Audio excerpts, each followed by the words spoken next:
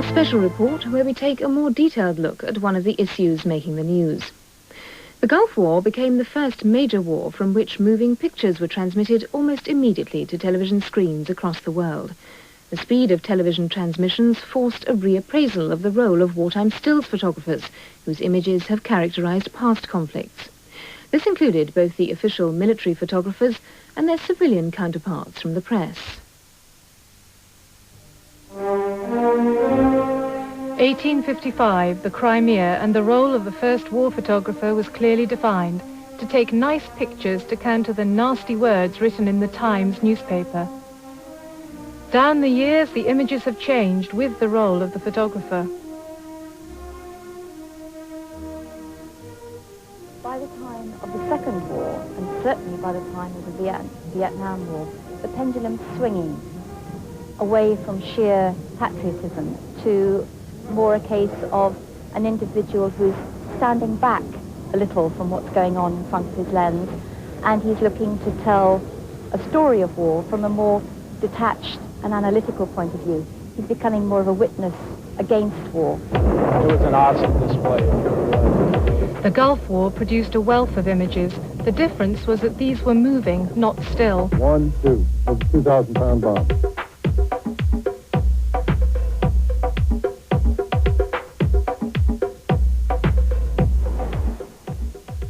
There's been an enormous number of freeze frames taken which have formed the hot news which we've seen in the newspapers. I think we have to wait to see what still photographs are like, because they're still coming back to us.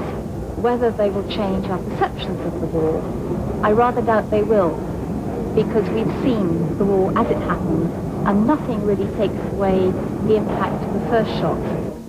For newspaper picture editors, the difficulty in getting original material was exacerbated by MOD restrictions, which corralled photographers into pools. The Independent's answer was to use the work of a French freelance, Isabel Elson. The Gulf War was very well managed by the MOD. They effectively blocked all visas to Saudi Arabia for people who were not going on the MOD-sponsored MRTs, and that meant we couldn't put staff men in. And therefore somebody like Isabel, who's a freelance, who happened to have got a visa from Paris, and is worth her weight in gold, because again, she's giving us exclusivity, but she's got access that the UK photographers were simply not allowed. Unable to compete with the speed of television, Elson still took hard news pictures, but believes that the true story of the war was best conveyed by her feature material, like this photograph. It's very soft and it's human. It's two guys in a tent listening to the radio. Nobody knew what was going on. We saw so many machines, so many tanks, so many helicopters and planes and machine guns, and we could think that this war wasn't human, and we would forget very easily that there were men, soldiers involved in that story. Of the wars Elson has covered, the Gulf was the most challenging. This time it was in the middle of nowhere. It was 600 kilometers from the first city, which was Tehran. And so this was very, very different, because it was another way to work. So very difficult for you to know where to be to get that picture. Oh, yes. It was impossible. It was pure luck. The military photographers enjoyed a very different experience, granted information, access and cooperation. Here the helicopter pilots move obligingly into position for the Royal Navy cameraman and photographer. It's the existence of the photographic sections in the forces that provides the best excuse for limiting the access of civilian cameras. Well, we have no objection to the civilian cameraman, but our senior officers, the ship's companies, the people that are being photographed, the subject, would be far more relaxed with service cameramen who they're used to working with, they've trained with, and it is a matter of making it all more natural. But the images captured by a military photographer will inevitably differ from those of a civilian because the approach is different. We now have a facility to have photographs back in the UK within an hour of taking them, or perhaps within 2 hours of taking them, to be generous. And we because we've got that facility, we tend now to look a little bit more for the news shop.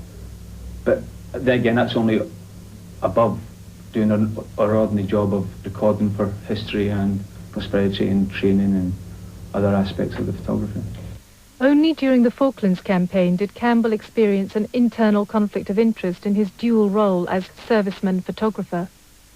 I was actually asked to go along with General Moore to the surrender, which I was very excited about. I thought, a historical moment, not many photographers would ever have that opportunity. But I was actually told when I was on the aeroplane on the helicopter with General Moore that I had to hide my cameras. The Argentinians hadn't actually surrendered them, they didn't want to embarrass them in any way. So I actually went into this more as a bodyguard, pretending to be a bodyguard with my weapon and everything. I looked like I was 9 months pregnant with all my camera equipment hidden underneath my jacket. And again, you obviously have to bite your tongue then. It's obviously a historical moment taking place and you can't photograph it because you're in the military and you do exactly as you're told. Only afterwards was Campbell allowed to take photographs. The veteran civilian war photographer Dennis Cameron, who produced these images of Vietnam and Cambodia, was depressed by the lack of memorable photographs from the Gulf. He believes it's the result of strict military control and a pattern to be repeated. They have been very successful in restricting coverage, and it has gone very well for them. And so I don't think we'll ever be able to go back to the days in, say, World War II or Vietnam, where the truth was shown as much as the ability of photographers is capable of recording it. Just as war artists had to redefine their role with the advent of photography, now the civilian war photographer has to rethink. Squeezed by the technological improvements that allow better quality freeze frames and the military favoritism towards their own cameramen, the civilian war photographer emerges from the Gulf facing a personal battle for survival.